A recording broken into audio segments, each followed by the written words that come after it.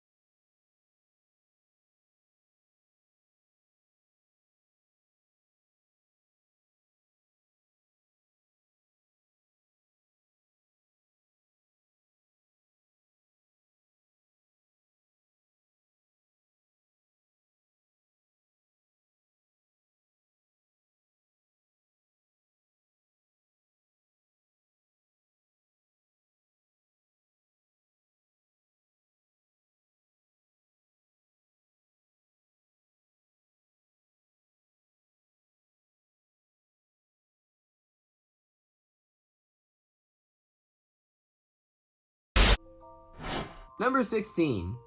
Up. According to the Pixar theory, Carl refuses to surrender his home to B&L, who is building skyscrapers around him, polluting the city.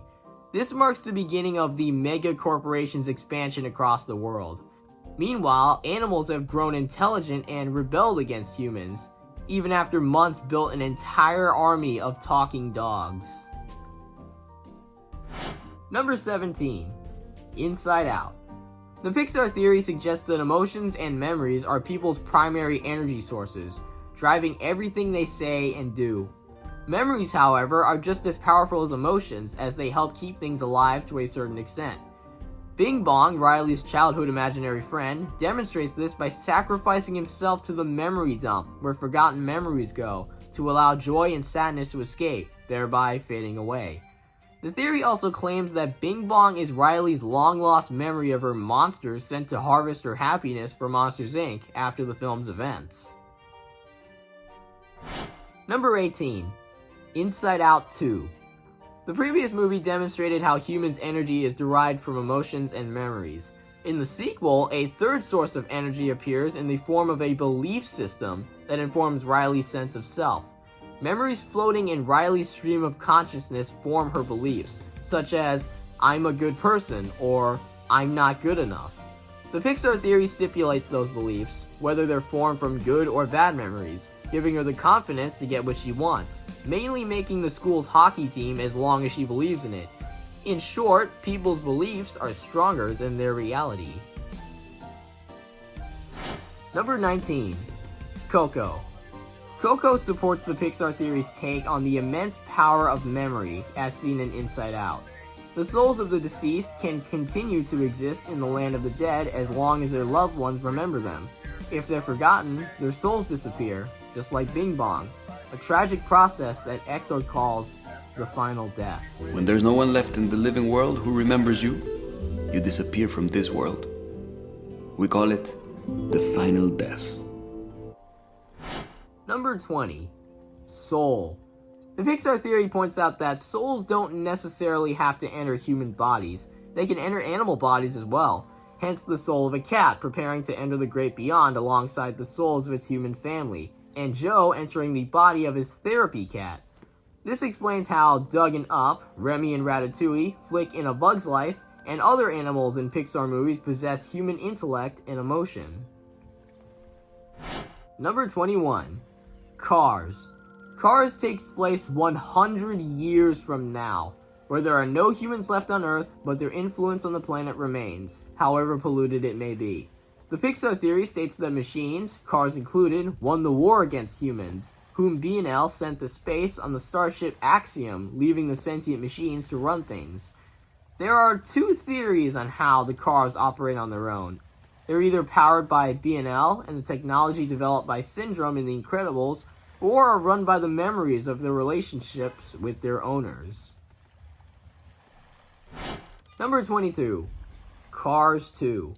Cars 2 reveals that the World Grand Prix is a cover-up for the energy war to turn the world away from the green energy used by the corporation All in All and other forms of alternative source of energy. According to the Pixar theory, All in All is run by B&L, who abandoned Earth after polluting it with too much oil, which is the only energy source used by cars. Without fuel and a connection to humans, the cars would die. Number 23. Cars 3. Cars 3 proves that cars don't last forever, even if they find more fuel to sustain themselves. However, even though the world lacks humans, crews reveal signs of organic life, such as racing circles around a crab at a beach. Now what? I didn't want to hit a crab. You gotta be kidding me. What? It was cute. Number 24. Wall-E. Wall-E is a key component to the Pixar theory, as the seedling in a boot he finds is the only source of life on an otherwise uninhabitable Earth. At the movie's end, the humans return to Earth to plant the seedling and the boot, which eventually grows up into the giant tree seen in... Number 25. A Bug's Life. The Pixar theory states that ants had a life expectancy of up to 3 months prior to the events of Wall-E. However, in A Bug's Life, one of the ants said he felt 90 again, alluding to the increased lifespan of the ants, as well as other insects, and the species being around for quite some time.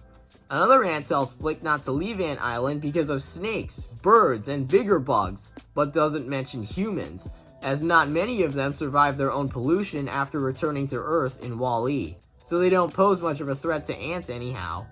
This extended lifespan of insects and other animals allowed them to evolve into the dominant species within a few millennia. Number 26. Onward. Because Onward is set in a world of fairy tale fantasy mixed with modern day elements, some Pixar fans think this movie is not related to other films. However, the Pixar theory states that the elves and other anthropomorphic creatures serve as a link between the populated Earth and the monsters in Monsters, Inc. John Negroni, the man who started the Pixar theory, explained 2 ways that would happen. The first is that elves evolved from the humans who returned to Earth after Wall-E and used emotions as magic, but went extinct after losing the magic, leading other species to evolve into monsters. The second is very simple. Humans evolved into elves and then into monsters. Speaking of monsters... Number 27. Monsters University. By the time Monsters University starts, the radiation from B&L caused the animals to evolve into monsters, who evolved at such an accelerated rate that they accidentally brought about the extinction of mankind, according to the Pixar theory. The monsters were taught by the school that humans were toxic, and anything or anyone they brought back from the human world is considered a contaminant. And last but not least, at number 28, Monsters, Inc. The Pixar theory states that the doors leading to the human world are portals that travel to different places in different time periods throughout human history. The theory put 2 and 2 together deduces that Boo grows up to be the witch from Brave. At the end of Monsters Inc., after Sully leaves her behind, Boo opens the door to find her empty closet wanting to get back to Sully, not knowing that he's from the future. Boo then gets obsessed with finding out what happened to Sully and why the animals in her time period were not as smart as the creatures in Monstropolis. Eventually, she figures out that doors were the key to how she found Sully to begin with, and uses the magic of the Will-o'-the-Wisps to create the doors to travel back and forth in time. That's how we can see the tribal drawing of Sully and a wood carving of the Pizza Planet truck in the witch's cottage. The doors are also the reason Merida couldn't find the witch during the middle of that movie.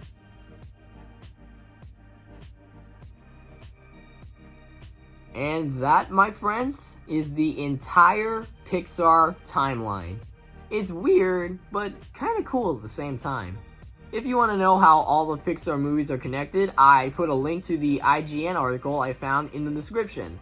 I think that is currently the only article out there that explains in the best possible way how all the movies are part of the same universe. I hope you enjoyed this little novelty video, and I'll see you in the next one.